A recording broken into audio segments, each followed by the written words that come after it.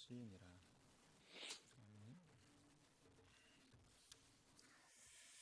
할렐루야. 네. 오늘은 믿음의 방향이라는 제목으로 함께 말씀을 나누도록 하겠습니다. 마태복음 17장은 아주 극적인 장면으로 시작을 하죠. 예수님께서 변화산에서 내려오시자마자 한 아버지가 절박한 마음으로 예수님 앞에 엎드리는 장면이 나오잖아요. 귀신 들려서 고통받는 아들, 그리고 아무것도 해주지 못하는 제자들. 그래서 그 현장은 믿음의 실패와 절망이 고스란히 드러나고 있는 자리를 보여주고 있거든요. 그런데 재밌는 건 예수님께서 그 아이를 고쳐주신 바로 다음 장면이라는 거죠.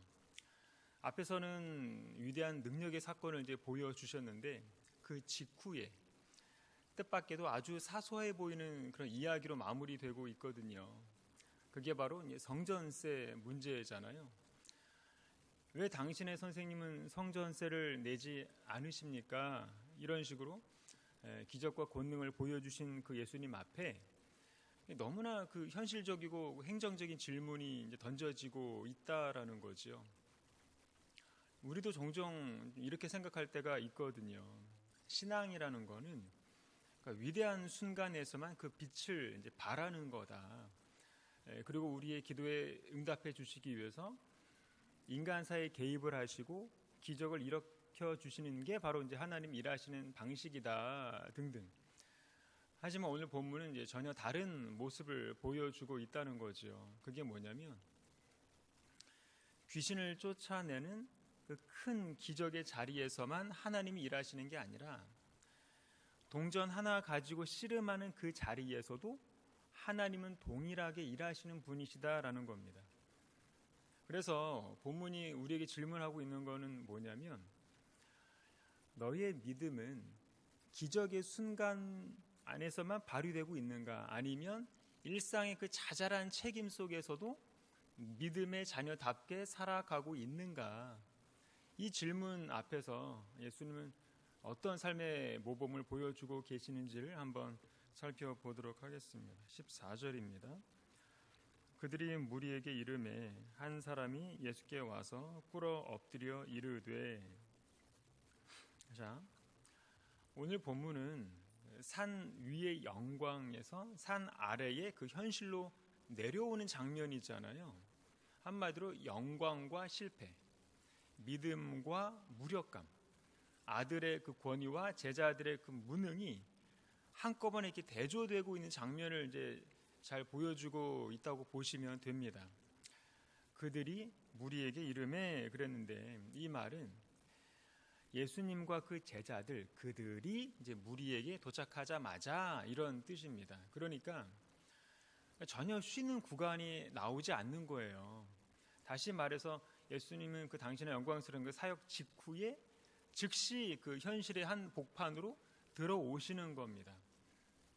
무리에게 이르렀다 이렇게 나오는데, 마태복음에서 반복적으로 나오는 이 무리라는 단어는 전에도 말씀을 드렸죠. 어떤 그 필요는 절실히 느끼지만 헌신은 없는 집단, 믿음의 씨앗이 그 흙 안으로 깊숙이 들어가지 않고 흙 위에만 머무는 집단이라고 말씀을 드렸죠. 뿌리가 없는 신앙이다 보니 늘 겉으로 느껴지는 그 감동에만 반응을 하고 십자가 앞에서는 머뭇거리는 존재들이 바로 무리인 겁니다. 그래서 그 주변의 그 여론에 따라서 그 호산나 다윗의 자손이여라고 외쳤다가 순식간에 십자가에 못 박으라고 외치는, 그러니까 이런 식으로 사람들의 말에 이렇게 쉽게 흔들리는 존재가 바로 무리라는 거죠. 그래서 복음서는 계속해서 무리와 제자들을 이렇게 구분해서 이렇게 묘사를 하고 있는 겁니다. 무리는 듣기는 하지만 제자는 듣고 따른다는 거죠. 쉽게 말해서 무리는 예수를 필요로는 하지만 아직 자기 인생의 주인의 자리를 내어주지 않는 존재들을 이렇게 상징하는 게 바로 무리인 겁니다. 그래서 지금까지 우리가 살펴봤듯이 복음서는 늘 무리에게 관심을 두지 않아요. 무리 속에 있는 그 한 사람, 예수님께 나아오는 그 한 사람에게 구원의 선물을 주시는 겁니다. 혈루증 여인이 그랬고, 삭개오가 그랬고, 베데스다 연못에서 38년 된 그 병자가 그랬죠. 14절도 그 얘기를 하는 거잖아요. 한 사람이 예수께 와서 꿇어 엎드려. 그리고 여기 나오는 한 사람은 이미 제자들을 통해서 큰 실패를 경험을 한 사람이잖아요. 그럼에도 포기하지 않고 다시 예수님께 나아오는 겁니다. 그렇기 때문에 제자들의 그 실패는 우연이 아니라 그 한 사람을 그리스도께로 몰아가는 도구가 되는 거고요. 사람의 진짜 믿음은 사람에 대한 그 기대가 무너진 자리에서 시작이 된다는 것을 성경이 보여주는 겁니다. 어떻게 보면 여기서의 실패도 절망이 아니라 참된 대상에게로 방향을 수정하게 만드는 계기가 됐다고 할 수 있는 거죠. 그 다음에 꿇어 엎드려 그랬는데 이 말은 원어로 보면 무릎을 떨어뜨리다 이런 뜻입니다. 그러니까 단순히 이렇게 무릎을 꿇은 게 아니라 예수님이 딱 나타나시니까 이 사람은 자기 몸을 이렇게 던지듯이 이렇게 엎드린 상태를 말하는 겁니다. 그러니까 완전 자포자기하듯이 이제 더 이상 내가 할 수 있는 거는 하나도 없는, 내 인생의 주권이 더 이상 내가 아니라는 그런 처절한 자각과 그런 깊은 절망의 끝에서 마지막 희망을 붙드는 태도를 말하는 겁니다. 꿇어 엎드려. 그래서 14절은 뭘 교훈하고 있냐면 예수님의 그 정체성과 예수님의 메시아성은 변화산이라는 그런 영광의 순간이 아니라 현실의 그 깊은 무력감을 마주하는 자리에서, 그리고 깊은 그 절망 앞에 엎드린 그 한 사람 앞에서 더 선명하게 드러나고 있는 것을 보여주고 있는 겁니다. 15절입니다. 주여 내 아들을 불쌍히 여기소서. 그가 간질로 심히 고생하여 자주 불에도 넘어지며 물에도 넘어지는지라. 14절은 엎드림이고 15절은 고백이죠. 그 고백 다음에 이제 그 주님의 개입인 건데 성경은 이 순서를 항상 중요하게 다루거든요. 고백 없이 그냥 엎드리기만 하는 것도 옳지 않고요. 엎드리지 않고 그냥 고백만 하는, 유창하게 하는 것도 옳지 않습니다. 하나님의 개입을 가져오는 그 과정은 엎드림 이후에 고백이 있을 때, 그럴 때 하나님의 개입이 일어난다는 것을 본문이 보여주고 있는 거죠. 그 다음에 주여 내 아들을 불쌍히 여기소서 그랬는데 기도의 모범을 잘 보여주고 있는 구절입니다. 먼저 치유해 달라고 이제 기도하는 게 아니라 먼저 긍휼을 구하고 있다는 거죠. 긍휼은 관계의 언어거든요. 그렇기 때문에 이 기도의 본질은 뭐냐면 치유가 없어도 주님은 여전히 선하시고 결과가 내가 원하는 대로 이루어지지 않아도 나는 여전히 주님께만 매달리겠다는 그런 고백인 겁니다. 이 기도를 읊었을 때 이미 이 사람의 감정은 무너졌을 겁니다. 왜냐하면 그냥 알고 있는 어떤 사람을 불쌍히 여겨달라는 게 아니라 내 아들을 불쌍히 여겨달라고 호소를 하는 거는 단순한 그 상황 묘사가 아니라 자기 심장을 드러내고 있는 거거든요. 그렇기 때문에 기도의 가장 우선순위는 긍휼입니다. 긍휼. 우리도 먼저 이 문장으로 한번 기도를 시작을 해보시기를 바랍니다. 의외로 기도가 잘 풀리고요. 하나님이 우리의 기도의 입술을 열어 가시는 것을 경험하시게 될 겁니다. 그 다음에 자주 불에도 넘어지며 물에도 넘어지는지라. 이 말은 수년 동안 셀 수 없이 반복했다는 거죠. 물과 불은 생명을 위협하는 수단이면서 동시에 인간이 통제할 수 없는 영역을 상징하는 거거든요. 물과 불. 그러니까 이 아들은 늘 죽음의 경계를 오가는 인생을 살아온 겁니다. 이렇게 자신의 그 고통을 여과 없이 그렇게 묘사하면서 기도하고 있는데 우리도 마찬가지라는 거죠. 믿음은 정리된 언어가 아니에요. 깨어진 언어를 가지고 나올 때 더 정직한 고백이 드러나게 마련이라는 거죠. 그래서 15절의 초점은 뭐냐면 아들이 아니라 아버지의 고통에 더 초점을 두고 있다는 것을 알 수 있습니다. 이 아버지가 느끼는 그 절망의 깊이가 얼마나 깊은지를 간접적으로 이렇게 체감시켜 주고 있는 거죠, 성경이. 다시 말해서 15절은 믿음과 불신이 이렇게 동시에 섞인 한 사람의 고백이라는 것을 보여주고 있거든요. 이 아버지가 예수님께 나와서 엎드리고 고백하고 있다는 얘기는 믿는다는 거잖아요. 믿으니까 꿇어 엎드리고 고백을 하는 거거든요. 그런데 믿기는 믿지만 찢기고 흔들리는 믿음이라는 거죠. 왜냐하면 이미 크게 실패를 경험을 했거든요. 그럼에도 불구하고 다시 나온다는 거는 뭐냐면 참된 믿음은 흔들리지 않는 확신이다. 그게 아니라 찢기고 흔들리는 속에서도 끝까지 주님을 향해서 나아가는 방향성, 그 방향성을 성경은 믿음이라고 말한다는 거예요. 16절입니다. 내가 주의 제자들에게 데리고 왔으나 능히 고치지 못하더이다. 자, 16절은 굉장히 짧죠. 여기서의 문제는 귀신도 아니고 아이도 아니고 제자들이 문제라는 얘기잖아요. 그래서 16절 그 하나로 변화산 아래에서의 그 무기력한 현실이 적나라하게 드러나고 있는 겁니다. 다시 말해서 제자들이 그 신적인 권위를 받았으면서도 실패했다는 그 사실을 언급하고 있는 겁니다.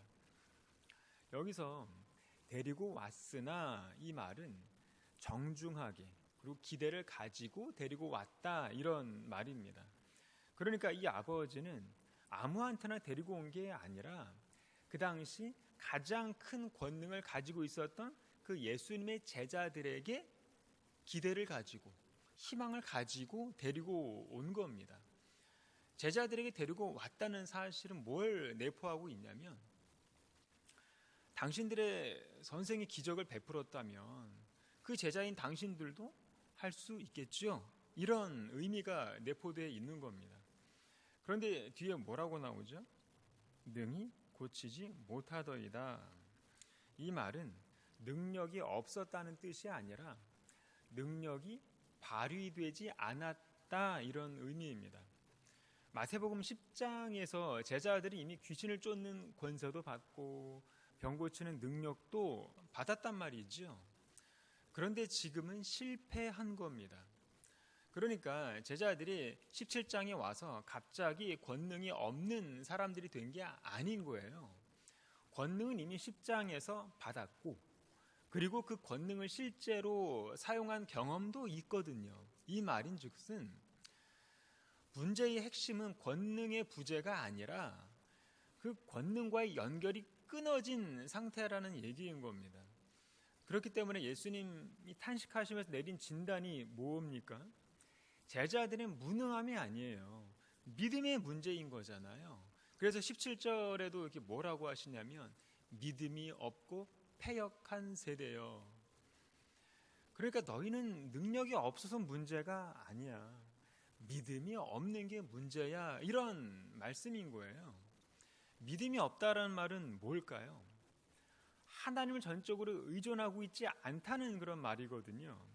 그래서 칼빈도 뭐라고 주석을 하냐면 하나님이 주신 은사는 항상 하나님께 의존할 때만 유효한다. 은사를 소유물로 착각하는 순간 능력은 멈춘다. 우리도 마찬가지입니다. 전에도 말씀을 드렸듯이 믿음 생활에 있어서 제일 위험한 게 바로 익숙함입니다. 익숙함. 믿음 생활이 익숙해지게 되면 믿음은 더 이상 의존이 아니라 기술이 되어버리거든요. 믿음이 기술이 되어버리면 기도는 쓸데없는 낭비처럼 느껴지게 되고요. 경험을 더 강조하게 돼 있습니다. 반드시. 꼭 보면 이런 패턴으로 흐르게 돼 있다는 거예요. 늘. 그거 나도 다 해본 거야. 그 정도는 뭐 껌이지 뭐 등등. 그러니까 경험을 굉장히 강조할수록 하나님에 대한 의존은 줄어들게 돼 있습니다. 그래서 마가복음 그 병행 본문을 보면 예수님은 아주 결정적인 말씀을 하시는데 뭐라고 하시냐면 기도 외에는 다른 것으로는 이런 유가 나갈 수 없느니라. 이 말은 무슨 뜻이냐면 더 큰 문제 앞에서는 더 큰 능력이 필요하다 이런 뜻이 아니라 더 깊은 의존이 필요하다 이런 뜻인 거죠. 쉽게 말해서 기도는 능력을 만들어내는 그런 행위가 아니라 능력의 그 원천으로부터 능력이 흐를 수 있도록 도와주는 통로를 열어주는 행위가 기도라는 거예요. 그러니까 기도가 사라지면 능력은 여전히 존재하겠지만 그 능력이 현실의 삶으로 흐르지 않게 되는 겁니다. 이게 통로가 막혔기 때문에 그 얘기하는 겁니다. 본문도. 한마디로 제자들은 사역은 잘했고요. 사역의 기술도 뛰어났던 건 사실이지만 관계 안에 있었던 것을 지적하는 겁니다. 다시 말해서 제자들은 예수님을 옆에서 보면서 어떻게 하면 권능을 가져오는지를 봤을 겁니다. 그래서 그 방법으로 그리고 그 공식으로 권능을 이렇게 당겼었던 그런 경험도 있었을 거라고요. 하지만 진정한 그 의존의 관계 안에 있지 않았기 때문에 하나님의 권능이 지속적으로 이렇게 살아서 역사하지를 못했던 거죠. 다시 말씀을 드리지만 제자들은 능력이 없었던 게 아니에요. 의존이 없었기 때문에 이 아버지 아들을 고치지 못했던 겁니다. 우리도 마찬가지죠. 이거는 비단은 제자들만의 이야기가 아니잖아요. 사역을 오래 한 그런 사람일수록 익숙함에 젖어가지고는 기도를 의지하지 않고 자기 경험을 더 신뢰하고 의지하는 경우가 많습니다. 예전에 한번 성공했던 그런 경험, 예전에 한번 큰 은혜와 기적을 맛보았던 그런 경험에 젖어버리게 되면 그런 경험들이 하나의 그런 자동화 시스템처럼 작용을 해서 이후에도 동일하게 주어질 거란 그런 착각에서 못 벗어나게 되는 겁니다. 그게 바로 본문에 나온 제자들의 오류였던 거죠. 이렇게 하니까 되네. 그래서 앞으로도 그렇게 하면은 될 거라는 그런 착각에 빠져서 이 아버지의 고통을 전혀 해결해 주지 못했던 겁니다. 그렇기 때문에 우리도 기억할 거는 뭐냐면 어제의 그런 기도가 자동으로 오늘을 대신한다는 그런 착각에서 빨리 벗어나야 되고요. 과거의 그런 은혜와 은사가 오늘의 삶에서도 계속 이어질 거라는 그런 착각에서도 빨리 벗어나야 됩니다. 20절입니다. 이르시되 너희 믿음이 작은 까닭이니라 진실로 너희에게 이르노니 만일 너희에게 믿음이 겨자씨 하나만큼만 있어도 이 산을 명하여 여기서 저기로 옮겨지라 하면 옮겨질 것이요 또 너희가 못할 것이 없으리라. 20절은 믿음의 크기를 이야기하는 게 아니라 믿음의 방향과 성격을 다루고 있습니다. 앞 구절에서 제자들이 이렇게 물었죠. 우리는 왜 쫓아내지 못했습니까? 예수님은 이 질문을 피하지 않으신다는 거예요. 그렇다고 제자들도 위로하시지도 않으시죠. 그러니까 위로하지도 이렇게 않으시고 바로 원인부터 말씀을 하신다는 거예요. 너희 믿음이 작은 까닭이다. 이건 정죄가 아니라 정직한 진단이거든요. 자, 마태복음 6장에 보면 오늘 있다가 내일 아궁에 던져지는 들풀도 하나님이 이렇게 입히시거든 하물며 너희일까 보냐 믿음이 작은 자들아. 그리고 마태복음 8장에도 보면 예수께서 이르시되 어찌하여 무서워하느냐 믿음이 작은 자들아 하시고 곧 일어나사 바람과 바다를 꾸짖으시니 아주 잔잔하게 되거늘. 그리고 마태복음 14장에서 물에 빠진 베드로를 보고 또 뭐라고 하시냐면 예수께서 즉시 손을 내밀어 그를 붙잡으시며 이르시되 믿음이 작은 자여 왜 의심하였느냐. 방금 읽은 구절들의 공통점이 뭘까요? 여기서 믿음이 작은 자들은 믿음이 없는 사람들이 아니라 하나님을 아는 지식과 하나님을 신뢰하는 그 태도가 어긋나 있는 상태를 가리키는 말인 겁니다. 자, 복음서에서 예수님이 반복적으로 말씀하시는 믿음이 작은 자들은 전부 제자들에게 하신 말씀이라는 거예요. 예수님을 열성적으로 따르고 말씀도 충실히 듣고 예수님 어떤 분인지도 잘 아는 그런 사람들에게 하신 말씀이라는 거죠. 그런데 지금 당장은 그 상황이 짓눌려서 정작 예수님을 신뢰하지 않고 있는 상태를 일컬어서 믿음이 작은 자들 이렇게 말하는 겁니다. 다시 말해서 믿음이 작은 자들은 위기의 상황이 주어졌을 때 그 상황을 상황으로만 해석하라고 하지 하나님을 기준으로 해석하라고 하지 않는다는 거예요. 쉽게 말해서 내게 주어진 그 삶, 내가 살아가는 그 삶을 해석하는 기준이 하나님이 아니라 상황이라는 얘기인 거예요. 그렇기 때문에 예수님은 한 번도 그 믿음의 크기를 문제 삼으신 적이 없고요. 믿음의 그 대상을 문제 삼으신다라는 거죠. 그러니까 믿음이 그 작은 사람들은 필연적으로 그 믿음의 대상이 하나님인 게 아니라 상황인 거고, 그렇기 때문에 하나님보다 그 상황을 더 크게 바라보게 마련인 겁니다. 그렇다 보니 그 상황이 힘들 때마다 믿음의 의존이 끊어질 수밖에 없는 거고, 순간적인 그 관계의 단절을 이렇게 반복적으로 이렇게 겪을 수밖에 없는 겁니다. 정리해서 예수님이 믿음이 작은 자들아 이렇게 말씀하신 이유는 그 사람들이 하나님을 모르기 때문이 아니라 이미 알고 있는 하나님을 지금 그 주어진 상황 속에서 신뢰하고 있지 않기 때문이라는 거예요. 예를 들어서 그 위기의 상황이 아닐 때는 하나님을 열심히 의지하고 찬송하고 기도하고 할지라도 정작 위기의 상황이 닥칠 때는 신뢰가 무너지는 사람, 그게 바로 믿음이 작은 자들이라는 거고, 믿음이 작은 자들에게는 능력의 통로가 이제 막힐 수밖에 없다, 이런 얘기인 겁니다. 본문이. 우리도 마찬가지죠. 이게 목회자로서 설교도 하고 기도도 하고 신학적인 지식도 부족함이 없지만 막상 내 삶을 흔드는 상황이 밀려오면 내가 알고 있었던 그 하나님에 관한 지식들이 즉각적인 신뢰로 이렇게 연결되지 않을 때가 있거든요. 그렇기 때문에 믿음이 작은 자들아 이 표현은 오늘 우리에게 가장 이렇게 뼈아픈 그런 말이기도 하지만 동시에 가장 은혜로운 말이기도 한 겁니다. 왜냐하면 너는 아직 작다, 하지만 그래도 나는 여전히 너의 작은 믿음 옆에 있다, 이런 위로를 우리에게 주시기 때문에 그렇거든요. 뒤에 보면 겨자씨 한 알과 같은 믿음이라는 말이 나오는데, 겨자씨 한 알은 믿음의 양을 의미하는 게 아닙니다. 믿음의 방향을 의미하는 거예요. 왜 그러냐면 겨자씨는 이게 최소치를 가리키는 말이잖아요. 그러니까 겨자씨는 작다는 것을 강조하기 위한 예시인 거지 믿음이 조금만 있으면 돼, 그런 말이 아닌 거예요.